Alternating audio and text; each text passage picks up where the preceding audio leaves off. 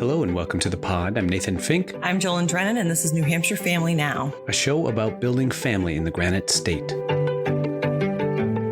Today in the podcast, Children's Trust Family Support Programs Manager Maria Doyle talks primary prevention and family strengths. And later, Michele-Holt Shannon, Director and co-founder of New Hampshire Listens, pulls up two chairs and sets them on the front porch. New Hampshire Family Now is brought to you by the New Hampshire Charitable Foundation. Since 1962, the Charitable Foundation has worked hand in hand with generous and visionary citizens to maximize the power of giving and support, collaborate, and lead innovative initiatives. Initiatives like New Hampshire Tomorrow, which is focused on making sure children and families have access to education, healthcare, and career pathways to ensure every family member thrives. To learn more about New Hampshire Charitable Foundation and all their initiatives, go to www.nhcf.org. This podcast was also brought to you by Family Support New Hampshire. Family Support New Hampshire is NH's coalition of family resource centers and family strengthening programs that exist to ensure Granite State families have access to resources so both caregivers and children can succeed, because supported families are strong families. To find a family resource center near you, visit www.fsnh.org.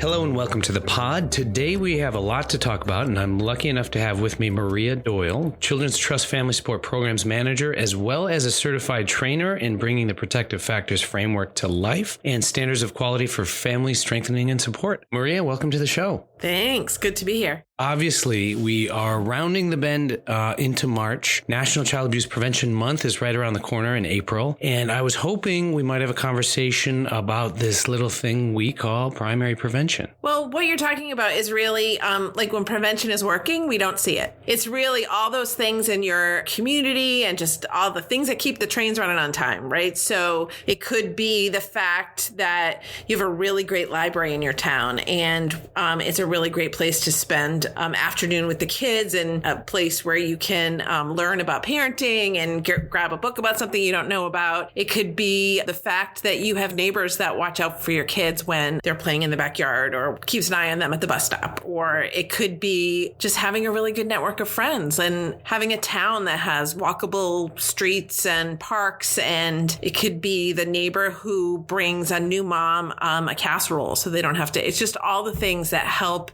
families be stronger and better. And as communities, it can be the laws we pass that are supportive to families. It could be the employer that's really flexible about time off. It's really all the strategies that we put into place to make families be their most successful and strong. What I've noticed in New Hampshire, there has been a shift toward this population-wide primary prevention. What has happened in the thinking around the state? Well, I think people are starting to realize that, there's some research that says for every $1 we invest in prevention, we save $7 in intervention. And that's just strict economics. Also, we know that childhood lasts a lifetime, as Prevent Child Abuse America likes to say. And so if we invest now in creating early childhoods where children have safe, stable, and nurturing relationships and environments, then really we're talking about having not only healthier kids and stronger families, but a more competent, productive workforce. And also healthier, more robust quality of life and better relationships. And this, the cycle continues. We have healthy children that grow into healthy parents that then raise healthy children. Yeah. I'm so glad you brought that up, the safe, stable, nurturing relationships, because some years ago, the CDC came out with a framework called Essentials for Childhood. And in that document, there are 4 goals. The first of which was raise awareness and commitment to promote safe, stable, nurturing relationships and environments. Second, to use data to inform solutions. Third, to create the context for healthy children and families through social norms change and programs. And then finally, create the context for healthy children and families through policies and policy change. So as a state, when you look at New Hampshire, where does it feel like we are in all of that, those goals? I think that we're moving in the right direction. Collective impact, which is basically a model that tells us what the most successful collaborations look like, has a component called mutually reinforcing activities. And I think that there is widespread agreement on the importance of early childhood in New Hampshire, and whether people do that from an educational perspective or like we come at it from a child abuse prevention the fact that we've all been able to join over what the end game is, which is those safe, stable, nurturing relationships and environments, then once we all agree on that, which I think there is widespread agreement in New Hampshire on that, then we can all work towards it together, each from our different perspective and way that we do it. I think there are other things, like we know what policies support families and are found to enhance early childhood and make families stronger. And some of those have been more difficult to pass, but at least we have some great allies in the legislature and some growing agreement about the importance. And so we continue to just work with colleagues and partners and legislators across the state to put those policies into place. And we just keep making New Hampshire better and better for families. Yeah, it does seem like this is trending toward the nonpartisan type issue, because like you said, there's consensus here, but there must be gaps in where we would like to go, or the gaps in what we've got currently. So where do we need to go? Where are we not? Well, I think from a supports in the community perspective, I think we could do even better with universal adoption of home visiting. That's an evidence-based practice that has been shown that when every parent who gives birth to a baby just gets a phone call and is offered a voluntary home visit, that has been shown to keep families strong. In New Hampshire, we've had a wonderful movement to engage and organize family resource centers who are doing wonderful things in communities to just offer play groups and supports to parents. And I'd love to see them more available. I think that those little hotbeds of primary prevention deserve to be lifted, and it's a real pleasure to support that effort in New Hampshire. I think that paid family medical leave is another integral support to families. I'd like to see us be able to have a voluntary system of paid family leave where, it has very widespread citizenry support. It's a relatively low investment and would do wonders to supporting families who know that they wouldn't have to choose between prioritizing their family and financial, So I heard you start to mention the protective factors. So what are they, and how do they work together to create these safe, stable, nurturing environments? Sure. So the protective factors are basically family strengths. And I think any of us can think about a challenge that we faced. And when we think about what made the difference for that challenge being a crisis or an opportunity, we can really look at different things. And it could be that, wow, if my dad hadn't come through for me with maybe a loan, or hadn't picked me up when I had a flat tire, or, I never would have got through the terrible twos if I hadn't had my neighbor who had a 4-year-old who let me know that I was going to be okay the next day, or if I didn't have my sister Sue who came over to watch my kids once a week so I could take a bath, or whatever it is. There's different family strengths that we know keep family their strongest. And those are parental resilience, or basically self-care and being able to bounce back and transform, their knowledge of parenting and child development, which is basically knowing what to expect from kids at different ages and knowing how to handle different parenting situations, social connection, which is by and large a protective factor with the largest research base behind it for a variety of different challenges. Social connections, just being able to have someone, whether it's parenting someone the same age as your kids, or just someone to turn to. And then, of course, access to concrete supports in times of need. So when you do, whether that be a ride or help filling your pantry or a place to have financial assistance, just that concrete support. Sometimes it can be services, knowing where to turn to for services. Sometimes it can just be a living wage. And then finally, the social and emotional competence of children, which is the only protective factor that speaks to a characteristic of a child, but is so important in building up that strength of a family. Yeah, I keep thinking about that because obviously in times of COVID, they all come into play, but there are two that I've been thinking about a lot. And one of which is the social and emotional competence of children, which of course makes for a balanced or centered child. And I'd love for you to talk a little bit more about that one. Sure. So really what we all want when we're helping our family train stay on the track is to make sure that your stress doesn't outweigh your resources. So when we talk about social emotional competence of children, we're talking about a child who can be somewhat empathic, a child who has some self-awareness about their emotions, a child who can problem solve, a child who can be in relationship with you and other people. So that's a resource to a family. The fact that a child can maybe sense on your face that you kind of need a little break, and you say, honey, can you just go play for 5 minutes? And they say yes, and they can do that and go play. Think about what what a resource that is to a family for that parent who maybe is feeling some stress in that moment and really needs to finish that phone call, just get a cup of coffee. Like just the fact that that child isn't going to, no, I need it now, when really you just need a moment to gather your own resilience. So that in that way, that child who can be empathic to know, delay gratification, be aware of their own feelings, be able to articulate what their feelings are, that's a resource to a family. I mean that, and I think that's where I'm at with my family. And these things don't play alone in space, with obviously, serve and return and brain architecture and how we build it, essentially arrive at this place of social and emotional competence of children. I keep thinking about a conversation you and I had last week about the grocery store. When I'm in line and, or my wife is in line at the grocery store, and we have to do this as single parents because someone's always working, somebody's doing something, and you're in that line with your children, and you just need the social and emotional competence of that child at that moment so you can get through line. Children are reaching for everything. Yeah. And the moment that checkout person looks at my child and gets out that roll of orange stickers, which must be a Market Basket things, and draws a face on it and makes eye contact with my son or both of them, they are just right in that kind of relationship mode with that person. And I keep thinking about how much gratitude I have for those moments. That's obviously social connection, but because of that brain chemistry and architecture and learning the serve and return of, where are your gratification points coming from? I just love that kind of interweaving of how it comes together to build community.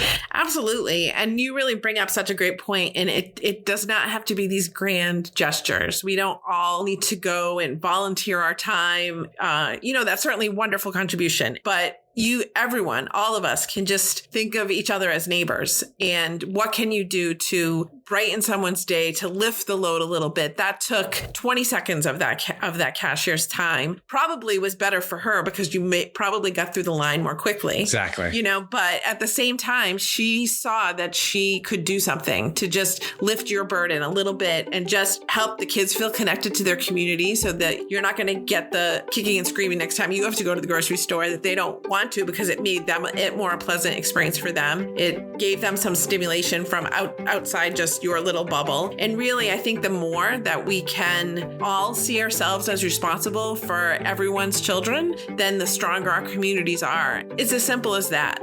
Maria, it's an incredibly important topic and a wonderful conversation. So please come back. Anytime. And when we come back, I'm joined by Michele-Holt Shannon, director and co-founder of New Hampshire Listens. Don't go anywhere. Many thanks to New Hampshire's Office of Social and Emotional Wellness for sponsoring this podcast. Started within New Hampshire's Department of Education, the Office of Social and Emotional Wellness consolidates policy development and implements projects and programs that are focused on health and wellness with an emphasis on behavioral health of all students, youth, and families. To learn more about the Department of Education and its many programs and approaches, visit www.education.nh.gov. Today's show was also brought to you by Merrimack County Savings Bank, who proudly supports the mission and efforts of New Hampshire Children's Trust. Founded in 1867, Merrimack has served people, businesses, nonprofits, and municipalities in central and southern New Hampshire for over 155 years by treating everyone with care, respect, and compassion. Visit your local offices in Bow, Concord, Kentucky, Hooksett, and Nashua, or go to www.themerrimack.com. New Hampshire Family Now is a proud participant in the Your Voice campaign. Together, the Parent Information Center, New Hampshire Family Voices, and New Hampshire Children's Trust have launched a statewide campaign dedicated to celebrating the critical role family voice plays in shaping services and systems throughout the Granite State. Because questions families ask and the information they share often makes a difference in understanding a diagnosis, building an effective treatment plan, and informing the services they use every day. To learn more about the campaign, go to nhchildrenstrust.org/yourvoice or picnh.org/yourvoice. I'm pleased to welcome Michele-Holt Shannon, director and co-founder of New Hampshire Listens, a civic engagement initiative of the Carsey School of Public Policy at the University of New Hampshire. Michele, welcome to the show. Thank you, Nathan. It's good to be here, and I really admire the work of the Children's Trust. So thanks for having me on. As far as what I know of New Hampshire Listens, that it focuses on civic engagement and community problem solving and coalition building in support of sustainable democracy. When I think of that, I start to think about, myself and my generation and that, maybe I'm suffering from some sort of generational apathy or something. But the notion that democracy in and of itself might not be sustainable is eye-opening. So I'm hoping that you might be able to speak to that continual need to cultivate a democratic process that is inclusive for our system of self-government. Yeah. I'm not as wonky as maybe the political scientists, who might talk about this, but I ultimately think that it's about relationships and how we make decisions together around all kinds of things, from, whether it's okay to have dogs on or off leash to, healthcare and, really, really big systems decisions. So and when you say the word democracy, I think about us participating together, and that in order for it to be sustainable, that we have to nurture it like we would any other relationship instead of ignoring it and just kind of hoping it just stays with us. What you just described really is kind of localizing this notion of democracy and bringing it to the relationship level, which I love. We are in a relationship with our own systems. And I'm wondering, so the work that you do, how does it then encourage, say, those relationships with systems so that they thrive and are inclusive? I know for me, if it gets too big, like when I start thinking about impacting, things in the whole world or even our whole nation, I mean, sometimes just the state level can feel overwhelming to me. It's just like there's so many parts. But I do think that there are ways for us to work together to make sure, our communities are more just and fair. And I think a lot of that is about being in conversation with each other. So I like that you were talking about the local level. I think about it as sort of the backyard democracy, like who's talking to each other, who's checking on each other, in terms of, if there's a disaster, who are people in relationship with that they know and trust, even if they don't agree, they're like, oh, I know who Nathan is. We don't agree on this issue, but he's a good guy and I would trust him. If I needed help in my neighborhood. And I think that's the level where I hope we do a little more fostering of relationships. I live in a neighborhood where it's a front porch neighborhood. It's an older neighborhood and there are porches in the front. A lot of neighborhoods I've seen built newer, it's about a deck on the back. And I think that probably impacts how neighbors interact with each other. It's funny that you say that, because all of a sudden I was brought back to this memory of prior to moving back to New Hampshire. My wife and I were in Chicago, and I was walking down the street one day, and the person that I was walking with, a good family friend, as we were walking past a series of backyards, because you've got all these row houses, he stopped and he looked left and he said, "Do you see that?" And I looked across all these backyards and I had no idea what he was seeing. And he said, "There are no fences." And then he said, that family to that family to that family to that family, they have a whole field to play in rather than how they section it off. Obviously, that's different, but it kind of speaks to this notion of sectioning and carving out privacy, right? And it makes me want to wonder aloud, like, where did that shift? Yeah, I'm an introvert, so I definitely sit out back occasionally. But if I sit out front, it's I will end up interacting with someone. And I think about as a parent, I have a friend in my neighborhood now who's living with and caring for her mom who has dementia. My kids grew up in the neighborhood that I live in now, and there's a few other generations. We've got babies and kids in the 5, 6, 7, 8 range and teens, and it to have been in a front porch neighborhood when I was parenting was so huge, because you can have adult interaction in ways that might be harder to find, when the kids are little. And, a couple of months ago, my friend just wanted to go out and have coffee with someone. And so I just went over and hung out with her mom. And otherwise it would be really hard for her to arrange that. Right. It's just, I guess I I think about, people have written books, Bowling Alone, and all the ways we don't talk to or trust each other anymore. But it's not rocket science that would get us back to talking to each other and then hopefully potentially trusting each other more. We just have to get out there, and meet a neighbor, shake a hand, join a group of people who are working on something. I know in some exchanges that we had, we were talking about you can get really down and overwhelmed with the things in the world. And I too can feel that way. And the thing that makes me feel like I can be a part of something positive is actually working with other people on, whatever that is, not just my friends and family, but to be a part of a group of people who, wants to put lights on Main Street or, create a dog park, or I mentioned dogs twice now. Yes, I have one.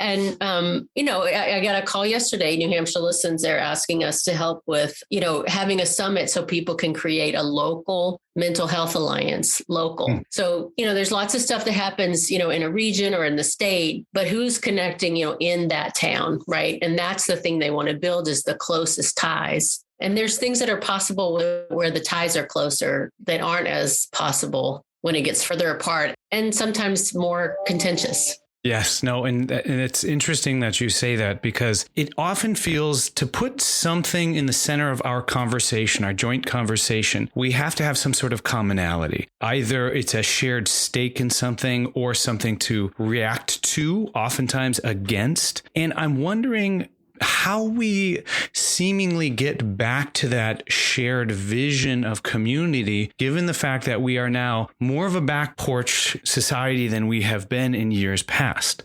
The hesitation to be in touch with people. I don't know what some of the multiple causes of that have been. I can guess at a few.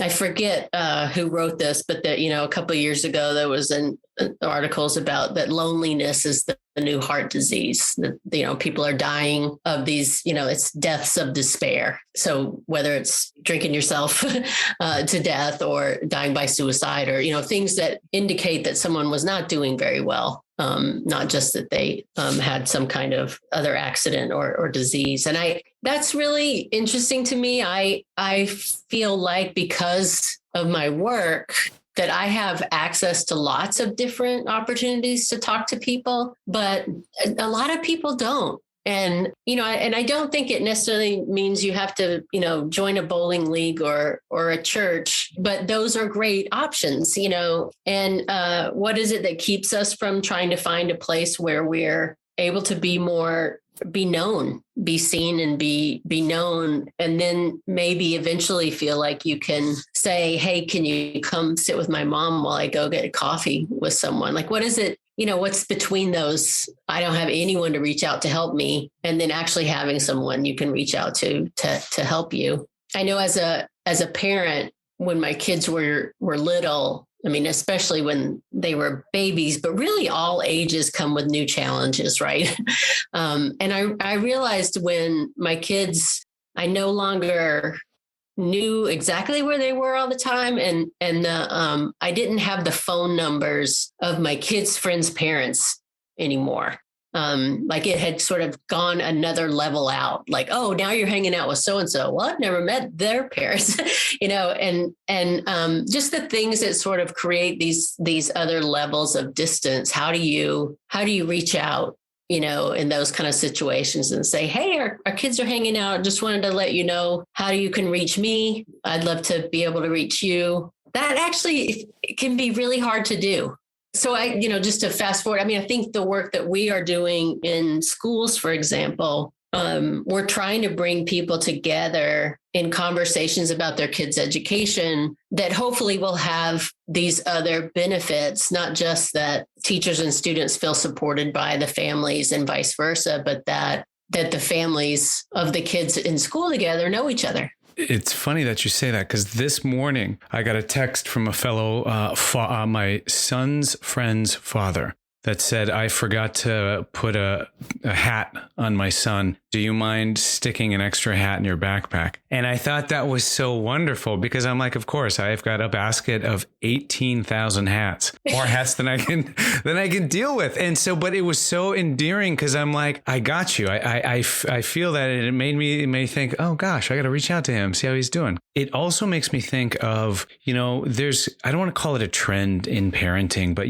with Instagram and the kind of like the clickbaitness of our culture and trying to get people to click on things. A lot of the times, to me, it seems like that we're circling around the impossible challenge. My kid's throwing a tantrum. Isn't it hard to get your sleep? It's all of these things that are, angled toward the how impossible this job is. And there's part of me that is looking for the opposite, which is like, can I follow one that's just about joy? Because it feels like the way you enter this conversation, if you enter it at the challenge level, your discourse is about problem and slogging through it. If you enter it at the joy level, and I know it's a perspective thing, but it seems to change the way that I interact with my kids. Teachers, some of the lingo that I hear is, asset-based, positive reinforcement, all the kind of things. And I love just naming the joy, right? With New Hampshire Listens, the reason our phone rings for the most part is because there's a problem. And more in the last few years, that problem has manifested itself online. Now, people are unfriending each other on Facebook, and, it's gotten ugly on Instagram, so it's, that's been part of it, but it's also usually a pretty big issue. Things people are very passionate about. And I do think that it's ultimately liberating and joyful when we can stick with it and solve a problem together. I don't know, maybe it's not world peace for all time, but it can be empowering to be a part of, positive things, even if it starts with a negative, like a really dangerous intersection where someone got hurt, or a racist incident, or, contaminated water. Those are all bad things, but working on them with others can be ultimately freeing. And I think that can feed the heartache that a lot of us, feel around a lot of different things that happen in the world. That reminded me of some months ago, we were joined by Robin Higa, who had co-founded the Community Cafe approach. And she spoke at length about the tremendous weight that can come with problem solving and movement towards social change. This notion that, the burden of these giant injustices can feel crushing on the individual. But when we think of them, when we back up a second, think of them as things that we ourselves, our neighbors and our neighborhoods and our communities, we can do, that weight not only lessens, but the outcomes seem achievable. And I guess I'm wondering, because we are, say, after lead in the water, we want to get rid of things like that, which is, a systemic problem. But what are the things that we as individuals who are, in many cases, caregivers or sons and daughters, partners and community members, what can we do to create those types or approach those types of changes so we have more sustainable and supportive communities? I do think little things matter. I mean, the everyday things do matter. Those little changes that we make along the way. It just dawned on me recently. Why am I buying laundry detergent in a big plastic container? I should buy it in the cardboard. And yes, I should have known that 30 years ago. But it just, you change something as you go along. I also think that it is about, what we were talking about before is working with other people. And if you look around, no matter how small your community, there's somebody working on something, whether it's a road race to benefit cancer research, or, figuring out where to put a park or a bench. To much bigger things like the Mental Health Alliance that I was talking about. I hesitate to say this as an introvert, because I am an introvert, but that just means I need to refuel by myself. It doesn't mean I don't like being with people, but I do think we have to look around and go, all right, where am I going to join up? Like, where am I going to contribute? And Facebook and just clicking around, it doesn't really count. Like you gotta get out there, and interact with real people and work on real things. I had the pleasure of attending your wonderful Race and Equity series, in which you asked us as a group to really journey down the rabbit hole that was our upbringing and our own perceptions around race. And I thought that was incredibly interesting because of the magnitude of self-reflection. We had so much looking and deep diving. And I was wondering about our ability to embrace self-reflection and what that does to our ability to embrace differences in perspective, ideology, and identity. Yeah. Self-reflection it feels like it's been something that's been a part of my life for a long time. Just, when I was a teenager, I had a journal. If my mom wanted to talk to me about something serious, she'd write me a letter first.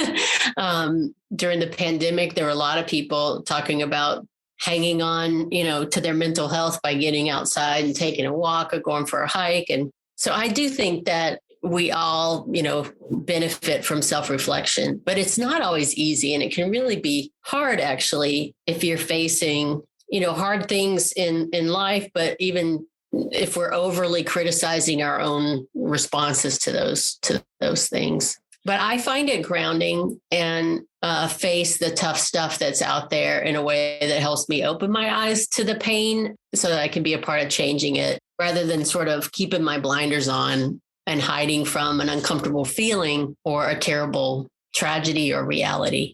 We started this conversation with this notion of sustainable democracy, right? But as we kind of progress through it, it feels like it's about sustainable community, sustainable family, sustainable environment. And I'm wondering if you have any advice for people out there in accessing that sustainability mindset, because it seems so necessary, especially now that the ground is just continually shifting and we're still kind of parked in that back porch, but need to move toward the front porch. I'm definitely a creature of habit. I have a routine, in the morning, I feed the dog, I drink my coffee, I sort emails, I walk the dog. My spouse is, I would say, not a routine person. And definitely the routine that he does have, he's not really tied to. He'll change it really easily. I'm much more like, I don't want to change my morning. So I do think some of this is style and comfort, and people have to think about who they are in the world and what helps them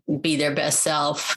As a parent and as someone who, sort of helped caregiving in an acute moment, I can rally, when my sister says, I'm having, a double mastectomy, can you come stay with me for a couple of weeks? Like, I'm on it, It's, for me, it's more the stuff that drags out for a long time, that becomes the new normal. The ways that we have to sort of shift how we live in general. I think those changes, maybe it's harder to see the things we haven't done yet, but I think that those things are worth thinking about.